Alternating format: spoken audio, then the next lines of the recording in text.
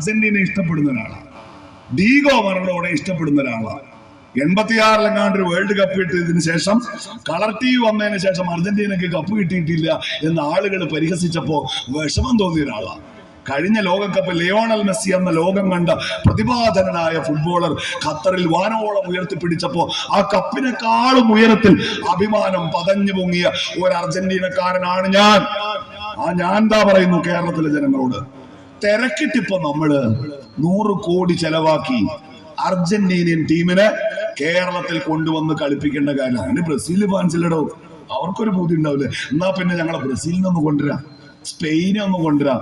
നമ്മൾ അതിനൊക്കെ മുൻപ് പ്രിയപ്പെട്ട അന്തർമാനെ ചെയ്യേണ്ട ഒരു പണിയുണ്ട്. എന്താണെന്നറിയോ, കേരളത്തിലെ കായിക ഹോസ്റ്റലുണ്ട് അന്തർമാനെ.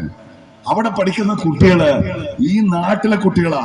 അവര് സിന്തറ്റിക് ട്രാക്കിൽ ഓടുകളല്ല, സ്കൂളിന്റെ ഗ്രൗണ്ടില് നല്ല ചുവന്ന വെട്ടുകല്ല് പൊങ്ങി നിൽക്കുന്ന ഗ്രൗണ്ടിൽ ഓടി കാല് പൊട്ടി ചോര ചിന്തി കായിക വേദികളിൽ കേരളത്തിന്റെ അഭിമാനം ഉയർത്തിയ കേരളത്തിന്റെ സ്പോർട്സ് ഹോസ്റ്റലുകളിൽ താമസിക്കുന്ന കുട്ടികള്. അയച്ചങ്ങൾക്ക് തിന്നാനില്ല, കുടിക്കാനില്ല, പലതും അടച്ചുപൂട്ടി ചിലത് നടന്നു പോകുന്നത് സ്കൂളിലെ ആ PTA പ്രസിഡന്റുമാരുടെ അതല്ലെങ്കിൽ അതുമായി ബന്ധപ്പെട്ട ആളുകളുടെ ഒരു കാരുണ്യത്തിന്റെ ഭാഗമായിട്ട് ഇതൊക്കെ നടന്നു പോവാണ്. PR വർക്കിനുള്ള ഒരു ചാൻസും പ്രതികളില്ല.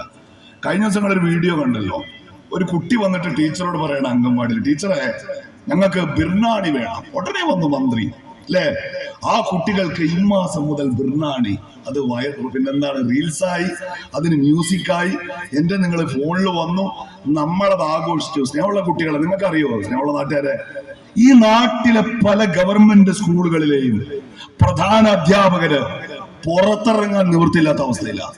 നവകേരള സദസ് എന്ന പേരിൽ പിണറായി വിജയൻ മന്ത്രിമാരെ കൂട്ടി കറങ്ങുന്ന കസേരയിൽ ഇരുന്ന് 100 കണക്കിന് കോടി രൂപ പിരിച്ചെടുത്ത് ധൂർത്തടിച്ച് ഈ കേരളത്തിലൂടെ ഉല്ലാസയാത്ര നടത്തിയപ്പോ, ലോക്സഭാ തെരഞ്ഞെടുപ്പിന്റെ പ്രചരണം നടത്തിയപ്പോ അക്കൂട്ടത്തിൽ ഒരു പ്രധാന അധ്യാപകൻ പങ്കുവച്ച ഒരു കുറിപ്പ് കേരളത്തിന്റെ മുമ്പിൽ എന്താണ്, സ്കൂളിലെ കുട്ടികളുടെ ഉച്ചഭക്ഷണം 8.5 രൂപ സർക്കാർ ഗ്രാന്റ് ഉണ്ട് ഒരു കുട്ടിക്ക്.